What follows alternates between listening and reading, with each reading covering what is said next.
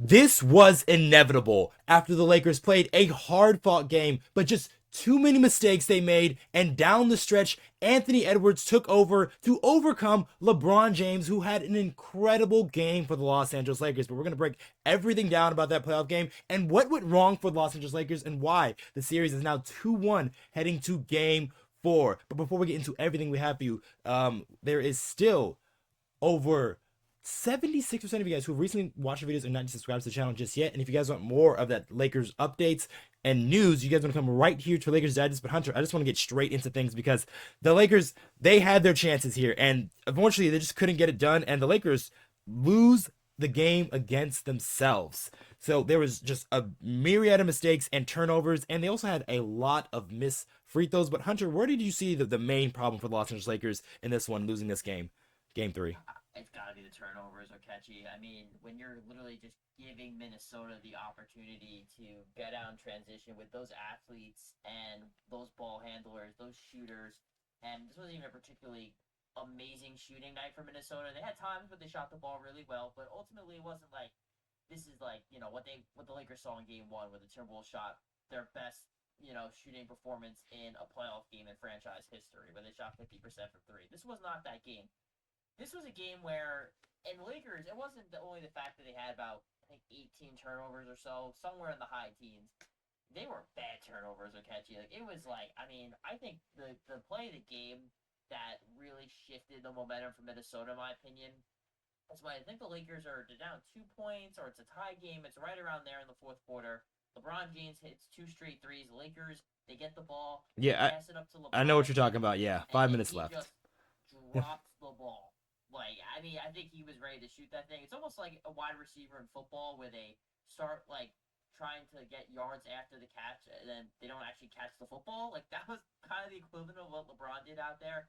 And then I think that leads to, it might have been like an and one by McDaniel. It wasn't It the points was. that It for was. Minnesota. Yep. That was the and one. Hmm. And it seemed like Gabe McDaniels made every single crafty, some out of his ass shots near the basket. But give him credit, he had two extremely good games against the Lakers. So that was really where the game was at. I mean, Austin Reaves, outside of really shooting the ball well from three, he had some horrendous turnovers in this one as well.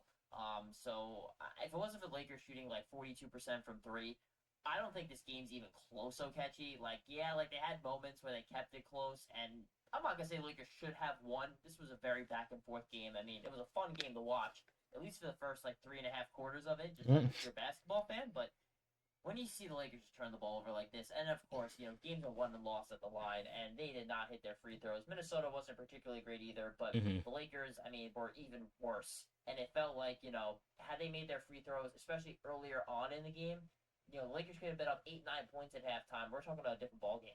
No, a different ball game indeed. But like, just taking a look at all those stats there for the Los Angeles Lakers. I mean, the big one, just missing all of their free throws they had. They shot 65% there, Hunter.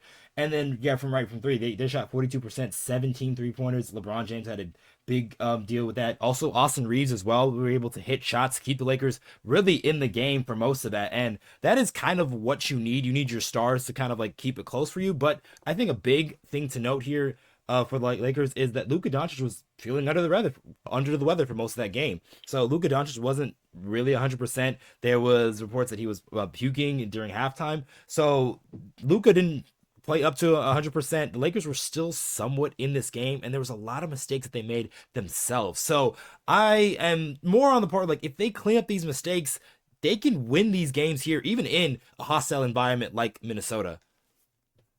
Yeah, I mean, now they're in a must-win situation. Okechi, Hmm. they've got to win Game 4. I know teams have come down, from being down 3-1 before and ended up winning the series, but it's gonna be really hard for the Lakers to do that. Hmm. Especially the way Minnesota's played. I think I've been very impressed with the way they've looked. I didn't necessarily doubt them. Like, this team went to the Western Conference Finals like a year ago, and on top of that too, I don't think the Lakers are doubting Minnesota. Like, but those boys came to play. I mean, Anthony Edwards absolutely took over in this fourth quarter, like you said earlier, Okechi. Like, he was the best player on the court those last 5 minutes, easily, and he did a great job in Game 1. Didn't do a good job in Game 2, but did a good job again in Game 3.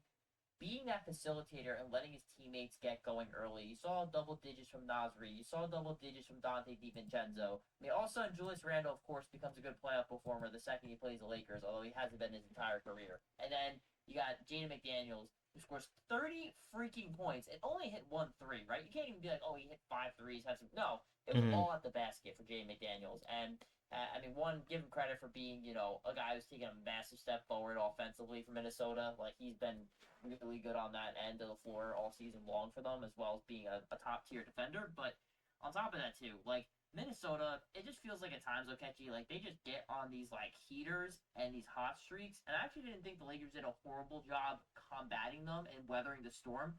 But they beat themselves. If it wasn't for all those turnovers, I think Minnesota only had about 8 turnovers.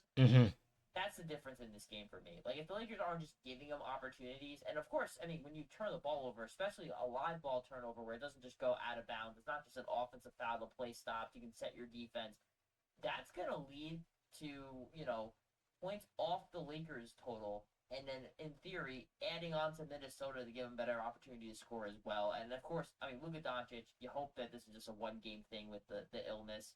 JJ saying he was, didn't think he got a lot of sleep, felt like, said he was throwing up a lot of the day. So, ultimately, you hope maybe it's a stomach bug or something like that. He's totally fine for game 4. But I think the Lakers do have a legitimate, I guess, good problem to have, but still a problem, Okechi, that when Luka Doncic doesn't play well, the Lakers do not play well. No, they do not, and they weren't able to win this game. And that kind of gets us to our next point here. Can the Lakers even up the series? I mean, you alluded to it. It's like, yes, like Minnesota's doing some things well, and like not surprising to some fact because yes, they were a Western Conference Final team. They did trade Karl-Anthony Towns, who was a big part of that, but then you bring in Julius Randle, who's like similar enough. And they're still a pretty big team. They use their defense to really impose on other teams, and then also their athletes when they are able to create turnovers and get in transition. But yeah, the real problem for the Lakers is like they weren't keeping the T-Wolves out of the paint, and that's where they're able to get a lot of easy points there. That's where McDaniels really cooked the Lakers because he's having guys like Austin Reaves and like Gabe Vincent really guarding him. So like he'll just go straight to the rim because he knows he can finish over the top of those guys. And the Minnesota, they play like a really tight rotation. So most of those guys playing there, they only played 8 guys. And Julius Randle played 40, and then Edwards played 42 minutes, and then McDaniels played 38. So these guys are playing heavy minutes, and they're doing what they need to do for the T-Wolves. But for the Lakers case, I do think there is a silver lining here, just because Luka Doncic wasn't 100%, and I can bet that he's gonna be a lot better in the next game because he knows it himself that he has to be better, especially if his team wants to win. He saw this impressive effort that LeBron James did. Oh my God, LeBron James almost single-handedly brought us back. And it just, yeah, like I know you go back to that point there where he like dropped the pass, and I feel like part of him wasn't ready for the pass there in that moment. I think Luka kind of threw it ahead because he was hoping to get something out of there, but I don't think he was 100% ready because like there's no need for that in that situation. But it is what it is, and then that's how the game ended up. But I think if the Lakers can clean up those turnovers and get to the point where just stop getting guys to the paint and just somehow, some way, like Jackson Hayes has to be more playable than 9 minutes. I think he's only, I don't think he's gotten more than 10 minutes played in any game in the series. And it's been warranted because the times that he's been out there, he's been either fouling a little bit too much or he kind of looks lost or he's like a step behind at some points. So if there's a way they can kind of find some minutes, it doesn't have to be a lot. I'm just talking like 15 to 16 minutes that we can get from Jackson Hayes instead of like the simple 8 or 9. I think there is still some room for Lakers to get better here, and then also that Luka Doncic game as well. It's a horrible matchup for Jackson Hayes because he can't do anything against Rudy Gobert. Like, I mean, the score, Anthony Davis was the guy that could do, kill Rudy Gobert, and I guess Luka Doncic in a sense could do it too. But I mean, Jackson Hayes is just proving he is not good enough to be the Lakers starting center. It was cute in the regular season, but it is not going to be good enough in the playoffs. The Lakers, I think, maybe needed to target 2 big men this offseason. I'm not sure Jackson Hayes is even going to be a rotation big for them, quite frankly, unless they really are just okay with having one really good center and that's it. But if that guy gets hurt, then Jackson Hayes is your next best option, and you're back to square one. So there's that. But it's a shame the Lakers lost this game because LeBron was actually fantastic. I know we dogged on him for the one bad play, but that doesn't take away from the fact that he was really good in this game. Really was the guy that was steady and constant and kept it really going offensively. I liked how much he attacked and then kind of let the three-pointers, complement his ability to attack the basket. And it just sucks because LeBron was fantastic tonight, Okechi. And for someone at his age to do what he's doing, and the Lakers just couldn't get it done in a road game as well. LeBron Mm-hmm. doing this, we're not shocked that LeBron can do this. Like he's freaking LeBron James. But at the same time, when he has an awesome game like this, and they still lose, that's why I'm a little bit concerned. But the fact that Luka was sick, you hope that this is maybe the worst playoff game he's ever had, if not one of the worst. Because he's someone who also steps up big time. I don't think Minnesota has anybody that can guard him. So when Luka's back and healthy, you hope that's Game 4 on Sunday afternoon. Then they have a shot. But at the same time, though, that is a must-win game. You need to come back into Game 5 and then defend home court and get this series back in your favor, 3-2. Yeah, it's gonna be tough for the Los Angeles Lakers, but I think there is a way to do it. But that's probably gonna be it for this video, guys. Make sure you guys comment down below of what you guys think of the game. How do you think Lakers can fare, and can they win Game 4? And just a reminder, there is still 76% of you guys who recently watched our videos who are not yet subscribed to the channel just yet. And if you guys want more of those Laker news, Laker updates, Laker content, just every and all things LA Lakers, you guys want to come right here to Lakers Digest. All right, I've been your host, Okechi Apakama, along with Pitcoff, and I'll catch you guys on the next one.